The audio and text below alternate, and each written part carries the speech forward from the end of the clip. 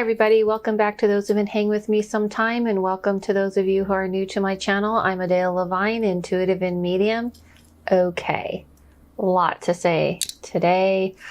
Before I get started, I just wanted to give a shout out that I have some new kits that I put out. You guys asked me and they are out, but I'm going to do something a little different this week. I'm going to do 2 videos I'm going to put out for this week, especially because I was down last week and couldn't put anything out. And the next video you'll see will come up around this weekend. I'm going to do a whole tutorial on my new kits. And even if you don't want to get my new kits, it will still be a tutorial on heart healing, which is one of my kits. And even the new one, I never got to do a tutorial on protection, spiritual protection and such. The third kit is more like a gift one because it comes with a 30-minute reading from me. But I'm going to go over everything in a different video because I want to dedicate this video to this subject and kind of keep those things separate. So thank you guys so much for all your support and love that came pouring out. And if those of you who don't know what I'm talking about, I'm going to get into it now. Okay. I named this very aptly my experience in ER during COVID. We need compassion, because I want to take you through what happened to me this past weekend. I want to take you through it because I've been talking a lot, if you follow me on Instagram, even on here, about what's going on out there in the world and what's happening with the care workers, you know, medical care workers and essential workers in the medical field, and also just what's happening to people in general. If you are not COVID, I'm not COVID. That isn't why I was in the hospital. Let's just make that clear. And that's kind of one of my points. I think we're all kind of going through a time where we're feeling very separate from what's going on right now. I know that people know intellectually and informationally what's happening out there, but I have to tell you, as someone who is a compassionate, empathetic person who has been saying to people like, be aware, be alert, you know, what happens to one happens to all. What we are doing affects each other. Being in it firsthand was, in an odd way, kind of a privilege and horrific at the same time. Okay. So what happened to me is that I had to, for the first time in my whole life, and I've lived a long life. You can comment below if you want to guess how long that life has been, meaning my age. And I have never had to take an ambulance, and I had to take an ambulance because I had severe pain in the lower abdomen region. And I'm not going to get into too personal. I can just say it's not life-threatening. I'm okay and everything. But, you know, ladies, we have, you know, equipment inside of us that helps us produce children that we sometimes have issues with. Okay. All right. So, and I went because I had this severe pain. Now, let me tell you a little bit before that. The Friday before the Sunday night that I went into ER and had to be picked up by an ambulance for the first time in my life, I had oral surgery. I had, you know, dental work that was surgery. And I've talked about, if you listen to my podcast, The Witch and the Medium, I've talked quite a bit about it on there. And I was really afraid during that whole week of this surgery. Now, when you're an intuitive person, it's very hard to tell the difference. Am I predicting something, or is this fear? I've talked about this subject many times. I even taught a class on it.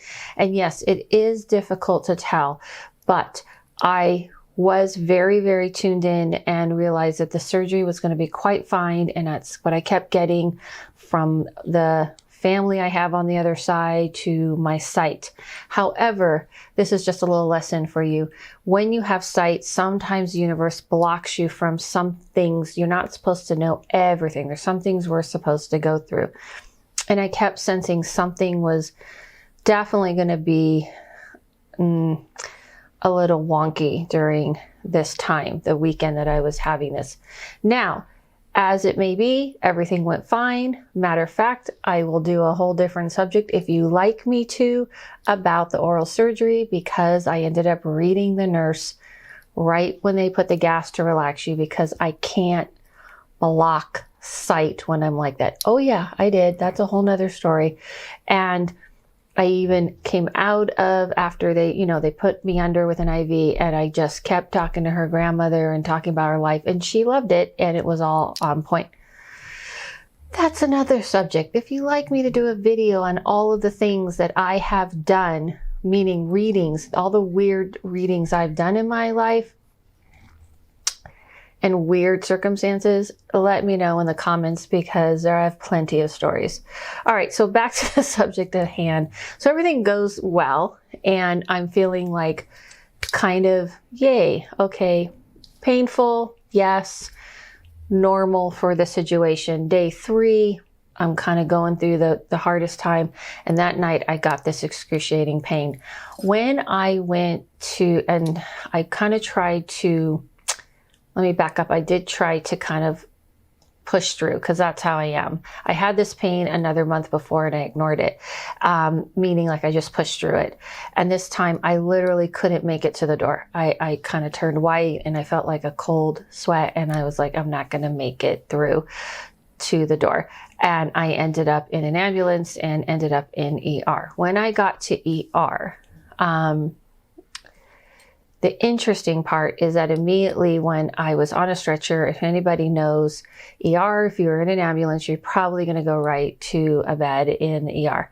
No, they were like, I'm so sorry, but you're going to be in a wheelchair. This was 11 o'clock at night on a Sunday. So when the ambulance came, they came in and there was these like 10 big people. Citric had told me like, okay, there's these 10 big guys. I didn't even remember. And I'm looking around going, oh my gosh, like what's going on? And they are trying to, obviously, I mean, I know what's going on, but I didn't expect this many people. I swear, I thought it would maybe be like 2 people. But of course, when an ambulance is called, there's more than one. And they had to put an IV in me and help me with the pain and put me on the stretcher. And I'm looking at Citric like, why is he not getting on this ambulance with me? Because I've seen only movies. And when I've seen movies, it's like they're supposed to get in an ambulance. But I, for some dumb reason, forgot. It was not dumb, but I was just not feeling well. COVID, and you're not allowed to go to the hospital. And I thought, okay, so he's not allowed to get into the ambulance, because he handed me all my stuff and was like, they'll call me when I can come.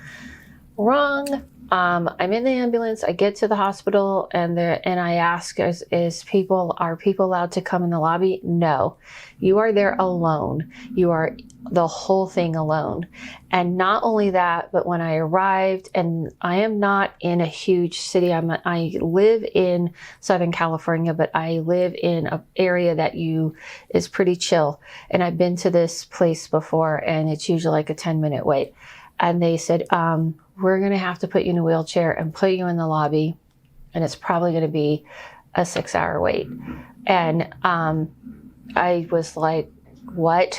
And so, yep, they did. They put me in a wheelchair, wheeled me into the lobby. And when I got into the lobby, I saw people all alone. An older lady in a wheelchair, people just sitting there. They tried to put us 6 feet apart. Everyone has masks on. And I was there at 11 at night, and I didn't get into the ER room for a bed till 4 in the morning. They were taking tests and bring me back to the lobby, taking tests and bring me back to the lobby. And the whole time, all the nurses are apologizing. They're feeling so sorry. So they're just overwhelmed, and it's, there's nothing they can do. At one point, a nurse said, I'm so sorry for everything. And I said, listen, this isn't the Holiday Inn. It's not your fault. This is actually, a hospital, and you're doing the best you can during this time. And he said, oh my God, I love you. Thank you so much. And it broke my heart, because it made me realize that they're just getting yelled at all the time. And it's not their fault. I heard them talking about people on COVID. I saw people dying alone. I got finally into a room. And when I got into this room, there was this kid, which I overheard his age is 21, going through a kidney stone, and screaming in pain alone. Can you imagine being that age, not alone, not yet, maybe even if you're a parent, imagine that you can't even go in with your kid because they're 18 and up. You can't be there with them. And then there was an older gentleman next to me who was clearly dying of heart disease because I overheard what they were saying. And he basically was saying they had to ask him, do you want us to not resuscitate you because your heart's so bad? And he's alone. And this is what's happening, guys. This is real. This isn't, don't think because I live in Southern California in Los Angeles that I was in this big city part. I wasn't. I overheard them talking, that, you know, they had 150 people on staff and they had 200 patients, and I heard their meetings. I mean, luckily I'm very savvy and medical savvy because my father was on dialysis for 34 years. He's one of the first dialysis patient in Los Angeles. And I grew up kind of in hospitals and such. And I was savvy enough to understand medical stuff and know how to take care of myself. I was riling in pain. But I even noticed after 24 hours, like I didn't get water yet, and I had bottled water I was drinking, and I realized, why haven't I asked for water? And I finally did. It's high on the list because I wasn't dying. I even heard a nurse say, we have people dying. And it felt like a MASH zone. It felt pretty horrible. I called the nurse for the man next to me because he needed water. So I called the nurse for him. I even overheard the nurse asking if he had a COVID test, and I answered for him because he couldn't. I said, yeah, they gave it to him this morning. There's like a curtain between us. And she's like, oh, thanks. Compassion, compassion, compassion, and empathy is what I can say. Even it was hard. I was in a lot of pain, and I even had doctors that were not really listening. They thought it was something else. And I was like, listen, I know my body. I know what's going on. Turned out I wasn't too far wrong. They were really far kind of off the charts. And because of that, I was able to advocate for myself, but I was lucid. I was clear-headed. I was sort of, you know what I'm saying? I was on pain medicine to help with the pain, but I wasn't like out, you know, and I wasn't in, you know, this type of place where I don't know what's going on. And there were a few times where they thought I was going to have to be transferred and they thought I was supposed to be admitted, and then I wasn't. And I had to stay on top of these things by myself, plug in my phone so I could charge, because they were so overwhelmed. And I kind of just was like, I know they're overwhelmed and they're doing what they can for me, and they would. It wasn't like they were just leaving me there for hours or anything like that. But if I called a nurse, they could help. But I knew like there wasn't really someone just running around checking on me every minute unless I called them and they brought in meds like people do. I'm giving you this picture because I want you to understand that if you are doubting and you're not sure what's really going on, this is really going on. And having compassion and empathy, and whether people are going to agree with this or not, I don't really care, for not only the workers that are out there killing themselves, but also for people who are sitting in these hospitals and having to go through things on their own, who are in much worse place than me. And if you just have like a regular medical situation, they're, not seeing, a lot of doctors aren't seeing people in person, and so people are ending up in ER. And so I want you to see this from a spiritual perspective. From a spiritual perspective, if we have to wait to face it in your face, that what affects one affects all. When I said this to the nurse, hey, I'm so, you know, I understand this isn't a Holiday Inn, you're doing the best you can. And it hit him, and I saw how it hit him. And he walked out saying, I love her. Thank you so much. That tells you how hurt people are, how alone people are feeling, that we can't come together and try to understand what's going on out there, that there are people who are not only risking their lives, there are people who are suffering in silence emotionally and physically and all kinds of things. And if we don't wake up and realize that during this pandemic and what's going on, what affects one affects all. I don't know what it takes. Do you want to have to wait to go through what I went through? And would you want to have to go through it in a worse scenario?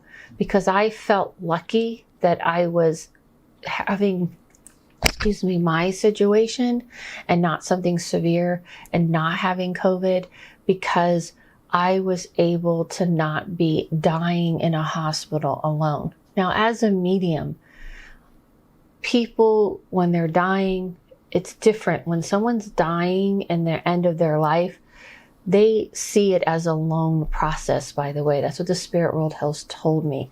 But being sick and pushed into a hospital and being isolated, not being able to reach out to your family, that is not the same thing. This is a whole different level.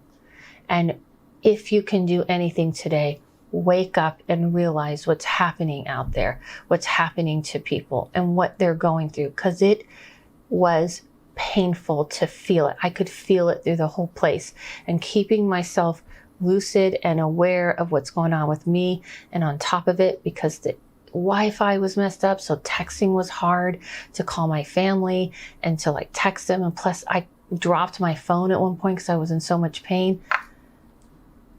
Who was there? Normally people are picturing, oh, something happens to me, I'll go to the hospital and they'll take care of me and it'll be fine. That's what we think, but that's not what's happening right now. And so if there's anything you could do, even if there's no one you can talk to, even if you feel like there's no one you can reach out to say, hey, are you okay? At least send an energy of compassion and empathy and awareness of what people are going through. Don't bury your head in the sand, because spirituality isn't burying your head in the sand. Spirituality isn't trying to rise above and say everything will work out, everything is for a reason. No. Spirituality is being in the trenches and being with your feet on the ground and aware of what's going on in our world. So I just wanted to share that. I know it's a little different video. I hope this informed people of what's truly happening. By the way, I left the ER on Tuesday at 2 p.m. I never got a bed in the main area, mostly because one doctor slipped and basically said, we got to kind of figure out what's going on with you because we need the room. Not, I was angry at him about that. I wasn't. If I had something severe, that would be different. I understood the pressures, and he even expressed what they're going through. Okay. So please stay safe, take care of each other, pay attention, wake up to what's around you. During this pandemic, I am still offering the 50% off of all readings. I am doing a seance this Friday that I didn't really get to promote because everything that's happened, but I'm still doing it, and there are still available openings. Seances aren't just for Halloween. It is a time for everyone to kind of get in tune to that other realm and communicate, and have me lead it and communicate to your people for you. So you can go to my website and check that out. I don't know, they're having like a race out here. I don't know if you guys can hear it, but they're definitely having some kind of motorcycle racing going on. You can check that out. Thank you guys so much. Follow yourself, follow no one, listen to your inner voice, and I'll see you soon.